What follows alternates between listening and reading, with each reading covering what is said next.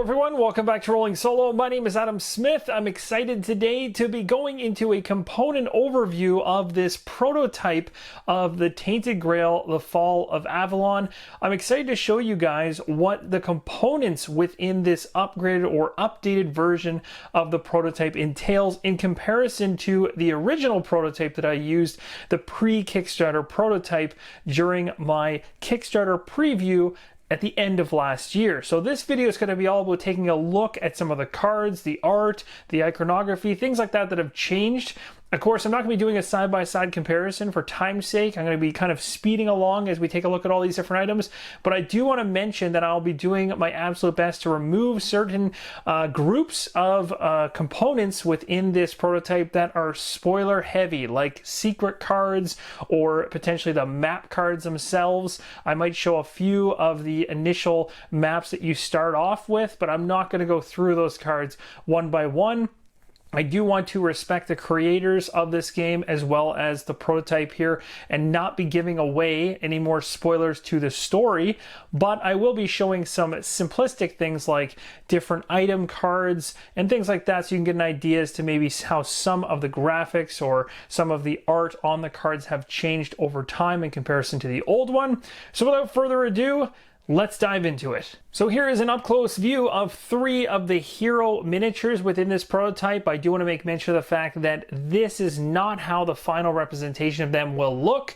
Also, what you're seeing on the screen right now does match exactly what I used in terms of the prototype form of these miniatures in the very first Kickstarter preview that I did on the channel. So nothing changed there, but I did want to show this for those interested in the miniatures that haven't seen them as of yet. Next up, we have the coins that are included inside of this prototype, and you can see here they're already nice quality coins. These will be used for not only flipping and resolving a skull or potentially a grail side, but you can also see that there's a tracker element to them where they're numbered around the outside. You're going to be using those underneath your statues within the game as you basically count down the rounds to those particular statues going out in the area. So there's quite a bit of gameplay mechanics that tie into these coins, and they're already in this particular stage at a high quality. I don't know if they will change and get any better. They already look fantastic. These tokens are time tokens. You're going to see these actually placed on cards like in the diplomacy encounter video where we use them to denote charges on cards, which you can use then to actually gain abilities or basically actions within the game that will hopefully grant you something positive. They're also used within the game to keep track of time as time expires on particular different things going on in the world. Could be events. Who knows what they're going to be used for, but this is what you're going to be using to represent time. And typically every single round one of these tokens disappears unless the actual gameplay mechanics change up their use. Now we're going to take a look at the 4 different character boards that came inside this prototype. You can see here the recessed areas for the attributes where all the red cubes can be slotted into. You've got tracks here for energy, health, terror, experience, magic, reputation, wealth, and food. These 5 along the bottom you're basically going to be accumulating as you basically traverse the world using the cards on the table and the Menhir, which are going to light areas for you in a fog of war style, basically allowing you to explore, and you're going to be gaining food, hopefully gaining wealth, reputation, magic, and experience as you go along to use either within encounters or within the game world itself to satisfy story events and all kinds of other things, and all that's tracked on these player boards.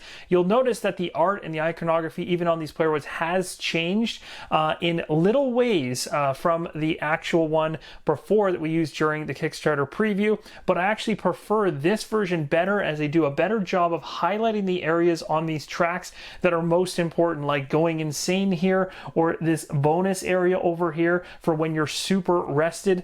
You also have the exhausted section or the dying section, and they're all very, very easy to distinguish from a long distance away.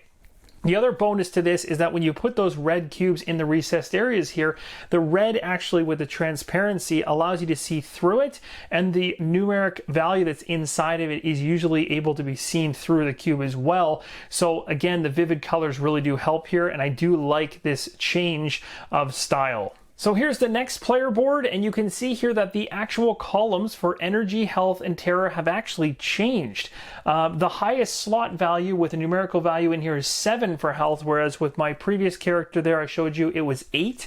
We have the Going Insane at 5 and 6 for her, whereas the previous was 6 and 7. And bonus slots have been reduced from having up to a +3 to only a +2. So the characters have changes within their major attributes, or I shouldn't say attributes because that's what these are, but their major energy, health, and terror stats, essentially.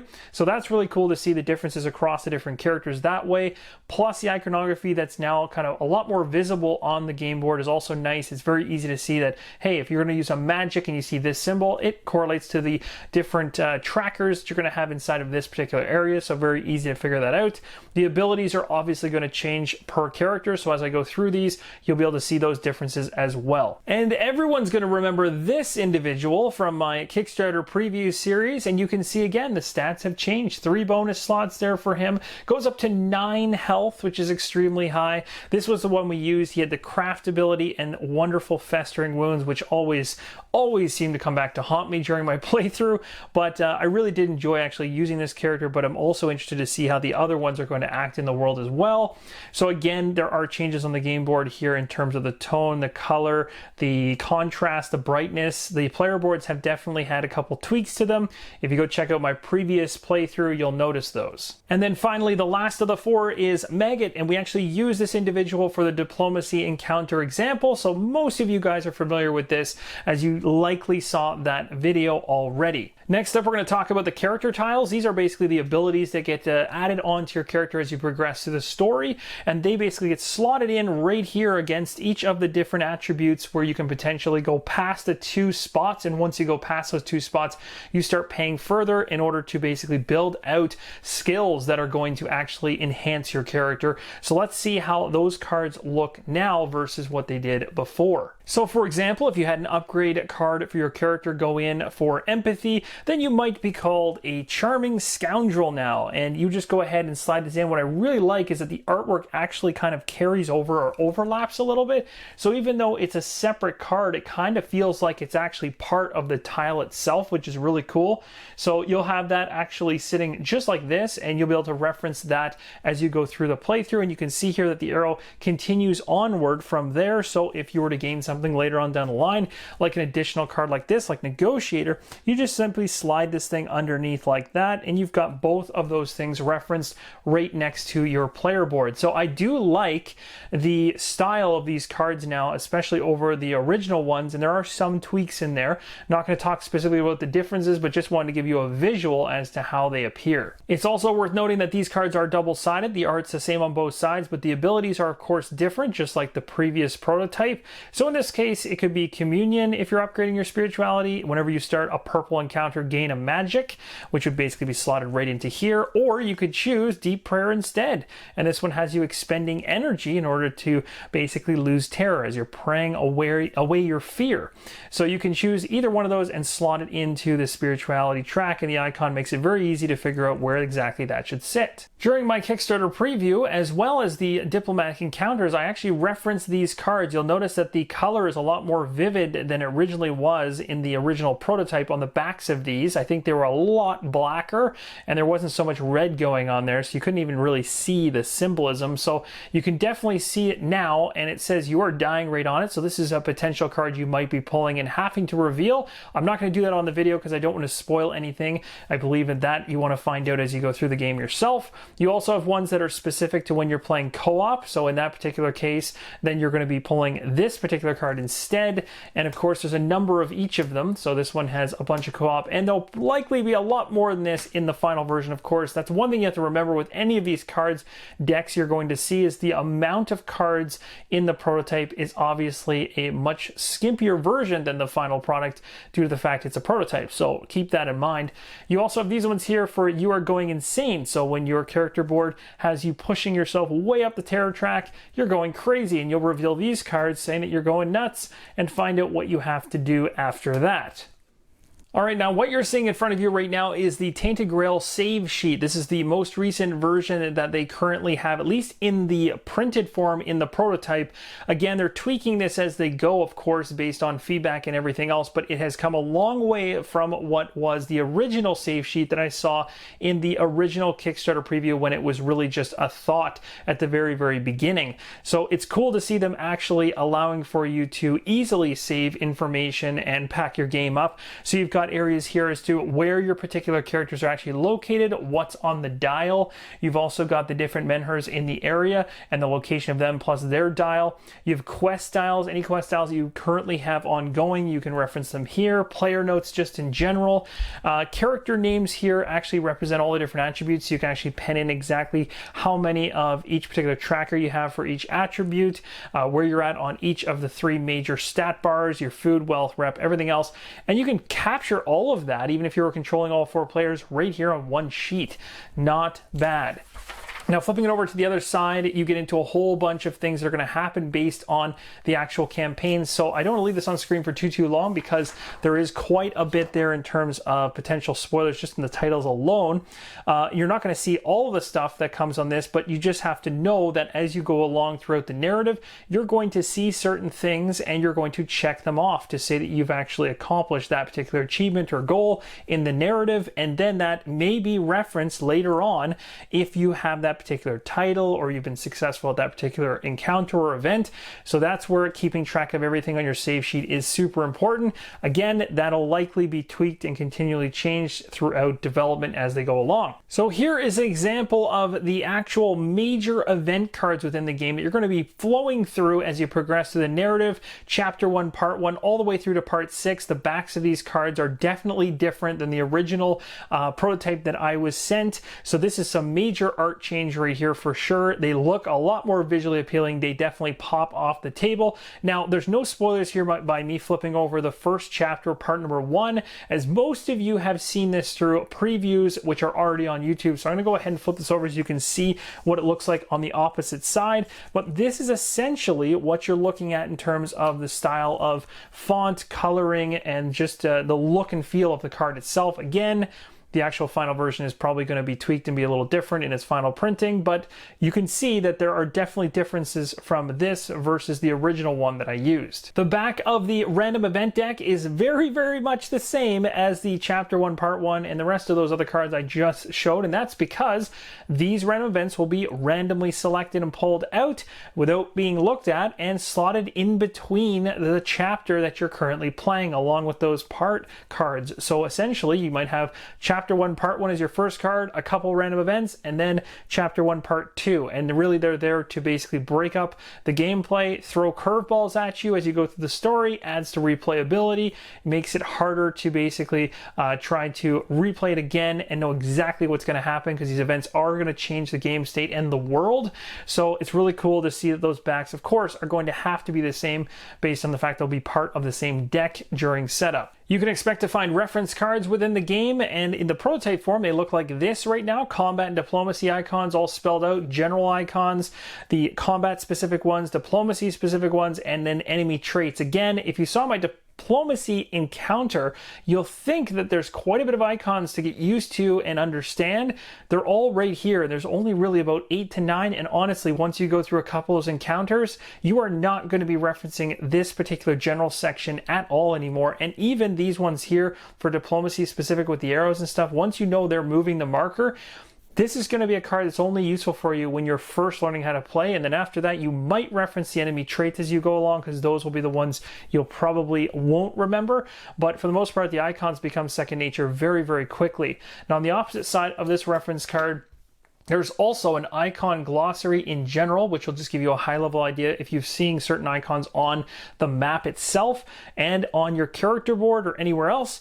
This is exactly what they mean, plus a character advancement section for how much XP and how it actually works in terms of the attributes and the pairs. So that is the first reference card. The second reference card here has diplomacy written all out, exactly how it works in each phase. The starting encounter, how many cards you draw, when you pick your active character, your activation, the end of your turn, the stage check, and then if you're panicking. It's all here on one reference card. So again, you will not need to be going back and forth between the rule book in order to figure this stuff out, because this is going to be right by your side, at least until you become familiar with it. And again, this will not be needed as this becomes second nature after a few encounters are played through. And it's also handy to have the combat example on the opposite side and how this is actually handled. And again, as of right now, this is all prototype. So the rules and everything you're seeing on screen right now could be tweaked and changed before the final version. So don't take this as being fact yet, but at least for current time, this is as close to what you can expect in both of those regards. Next up are the location cards within the game. This is really what's going to be building out your game world. You don't have to worry about major spoilers here because this literally is the beginning of the game in terms of what's going to be shown on the map. And again, this was covered in my previous preview videos as well as other people doing it as well. So you're not going to see anything here that's going to shock you. But in terms of other connections, this is what it essentially starts to look like as you build cards out. So you'll see the artwork connects, like there's a road going there right underneath the 103 that connects into the 101. And then over here on this side, the pass connects. So it's all part of an absolutely large and beautiful picture that basically creates itself as you explore in the world. And I've also noticed, if I'm not mistaken, that the cards themselves appear to be larger than what they were originally in the original Kickstarter preview that I had. In terms of their width, I think they're actually a bit bigger. Because what I noticed with this is that I can actually see the detail down in the towns a little bit better than I could the first time around. I can actually see the little specks of a person and down there in the inside the town itself. Whereas I'm pretty sure these cards were a little bit thinner and smaller the first go around. So I believe that could have been a stretch goal, or maybe that was just something in terms of artwork that they wanted to ensure that they're not losing detail or focus on what's actually happening within the world itself. So if that was the case and these have increased in size, which it appears they have, they really do look quite nice. And the iconography as well as the wording on the cards is easy to read. Sitting further back from the table, I don't have any problems at all actually seeing what's going on there. And you also notice with the new icons that are in there, the ones like this one here for your energy level, they actually blend into the cards quite nicely. And these are the encounter decks. You can see the backs of these cards have obviously been brightened up, although they still have a very dark tone to them, but they're definitely more vivid in color now. You can actually see the colors from quite a bit away now, and they look very, very cool. I like the way they look. We're also going to flip these decks over so you can see what's underneath them, but there is one deck I'm not going to show you because it's supposed to be secretive and something that you're supposed to kind of run into yourself within the world. Basically, the green deck here on the far left-hand side is mostly used in the wilds. It contains natural threats like wild animals, legendary beasts, that sort of thing. This deck here, which is the gray deck, this deck's going to contain dangers related to the world of man, such as brigands and people driven to insanity by the weirdness. And many of these encounters will give you items and wealth, so it's kind of the more generic deck of all of them. Then you've got this purple deck here containing supernatural threats. You will have to discover the significance of those on your own. That's the one I'm not going to show you because that's kind of the surprise deck. Basically, in most cases, that's going to be a scary surprise. And then right here, the blue deck is where you'll find non-combat challenges. So this is where all your diplomacy is going to happen, and it's going to happen every time you visit a settlement. That's when those are going to trigger, and they are resolved using that special diplomacy deck that we talked about in the prior video. So you can see backs of the cards look different, very thematic, very cool looking. Let's flip over a number of these so you can see what they look like on the opposite side, because the iconography, layout, as well as the design has changed from what you would have originally remembered from my playthrough. So here we have a boar, for instance. So again, some of the way things appear are different, but the structure is mainly the same. The biggest change being that you've got this stuff all kind of crammed over to the right hand side for the icons, and that was the same in the prior card, but the actual layout or design has changed just a little bit, and they're also a little more vivid, I think, in the colors. Going to the gray deck here, flipping this over, We've got ourselves a farmhand, a crazed farmhand. So something you definitely don't want to run into. We're going to skip past this deck because I'm going to keep all that a surprise for you guys. And this one here is something that you would run into going into a settlement. Wow, that is not a fun card to run into. That is a plague. And in this situation, you're going to have a choice when you're doing your diplomacy to evade the infected or to ask for shelter. And you'll be fighting your way up a pretty nasty looking track here where there's only really one positive spot at the very top to succeed, and the rest is all in red. So you'll be making use of a lot of cards throughout your diplomacy deck that are going to have you trying to push the track up when you're in the red in this particular encounter. So those are examples of some of the cards in each of these encounter decks. All right, guys, now don't worry, I will not be page flipping or showing you anything spoilerish at all during this look here at the Tainted Grail Exploration Journal. This is definitely a prototype script version of this particular narrative, and it is, as you can see right there in the very bottom, 213 pages. This is only 5 chapters worth of content inside of this book. It's definitely hefty, and there's obviously a lot more chapters than just 5 in the Tainted Grail, so you can see how this is going to be quite a sizable document. Of course, they're going to be putting this into an actual layout that's going to have some graphic design and everything else.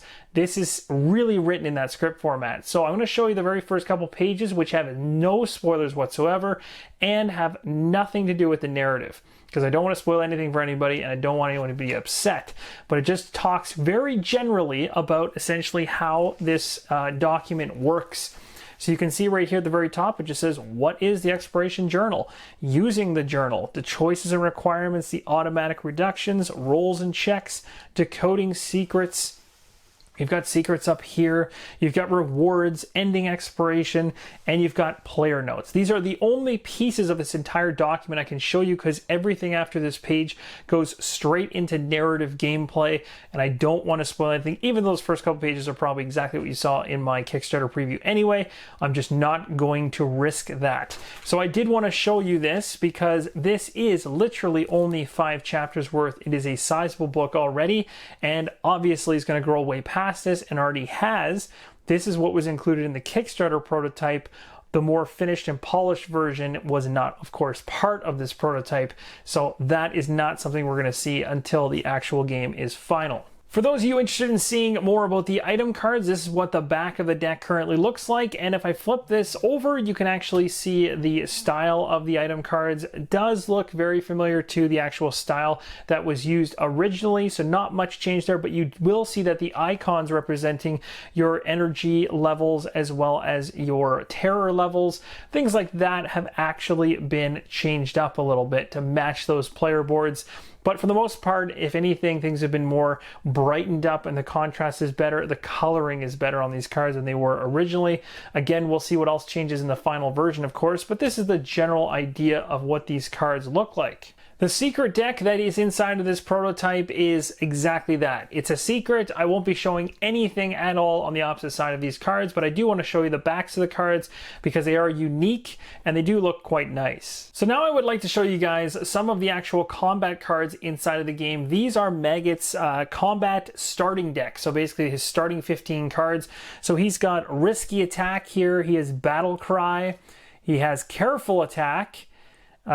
Distraction, Find Weakness, Entangling Trap, Charge, Defend, Reposition, War Magic, Hex, Final Blow, Gather Thoughts, Attack, and Hold Guard. So these are the original 15 cards that basically make up his combat deck. And then there's a number of cards that are included in this, at least in the prototype form, for advancement cards, which are going to make his deck even more interesting. So I will go through these and show you some of what they look like as well. And the artwork on them looks pretty awesome. Again, they have the brand new design kind of attached to them with the iconography being updated as well. So this is actually quite nice to go through and take a look at. The cards really do look fantastic. What I really like about the icons now and just the way everything looks is it doesn't detract from the artwork. Everything is, if there's any kind of shadowed areas, that's all it is. It's just shadowed, but you're not losing the artwork. It's bright, it's visible, and it shows straight through. I think they did a good job of blending what's important and making that prominent, but also not taking away from the picture behind it. So I'm pretty happy with that. So again, these are all prototypes. Stuff can change, the layout could change, they can make tweaks here, but so far I'm liking what I'm seeing. So that's a good example of one of the characters' starting deck as well as the advancement card pool. So here's a look at Maggot's Diplomacy 15 card deck, and some of these are going to be familiar from the Diplomacy video that I did, but we didn't see every single card that he actually has. But now you're going to, at least in terms of the starting cards and the abilities on them, as well as the icons and keys that can be connected across them. So these are the cards that Maggot is going to have at his disposal for diplomacy encounters. Definitely some we haven't seen before. So that's the starting cards, and then after that you move into the advancement pool when things start changing up in your deck and you get access to additional cards. And they look like this for Maggot. So again, what's really cool is every single character has their own deck that's unique to them, unique to their strengths, and you're going to be able to change that deck up as you go and become familiar with that, plus basically change things out as you go, which is really interesting, making every character different to play with and experience. You've got some cards up here that even have his name in the very top, so that's pretty cool. I can't remember off the top of my head if that makes those ones a little more special than normal, but that is pretty awesome. So and keep on rolling through here. Those are some pretty awesome looking cards to add into his diplomacy deck. So that's an example of one of the characters. And again, all the characters have that going for them. At least these are in prototype form. There's probably more cards than what you're seeing here. So I thought for comparison purposes, it'd actually be really fun to actually see all of the starting combat decks for all the 4 different characters in the prototype, at least in terms of what they look like side by side. So you'll notice there's actual differences, but again, they don't take away from the artwork. But you can see right up in the title of the card, there is color differentiation between each of the different characters. All of them have different coloring. So more of a red back here, we have more of a green and red mix here, a blue and red mix here, and a gray and red mix here. So again, very, very different, easy to distinguish between them. I'm not going to go through every single one of these decks because I think it's going to be part of the fun to discover the artwork and the rest of the cards as you go through. So hopefully I've shown you enough to give you an idea as to the differences in the styling of the card as well as the coloring of the card. I am a really big fan of the artwork. It is very vivid, very powerful, and I really do think the final version of these cards is going to be quite nice to look at. And that's going to conclude the component overview for Tainted Grail, the Fall of Avalon for this particular version of the prototype. Again, a big disclaimer I want to make perfectly clear that this is just a portion of the game, of the final version. So even like I mentioned earlier, the narrative book that you saw only being 5 chapters, over 200 pages, that's not even half of the full narrative in the main game itself. On top of that, the card decks that you saw and everything else have all been scaled back for the prototype in terms of the number of cards included. Miniatures and things like that obviously are going to be completely different in the final version in terms of how well they're represented. So again, this is Kickstarter prototype, all subject to change. I want to make that perfectly clear in case somebody believes out there accidentally that this is the most recent version, even in the hands of Awaken Realms. That's not the case. This game and its artwork and its design is much further ahead than this printed version that you're seeing here. But it was really exciting and fun to be able to go through this prototype, which was a nice little bump further than what we saw in the original Kickstarter preview that I did on the channel. Hopefully this was useful in showing you some of the design choices and changes that have been made to the Tainted Grail. And of course, we're all looking forward to seeing how the final version actually looks when it delivers. Thank you guys so much for watching. And as always, keep on rolling solo.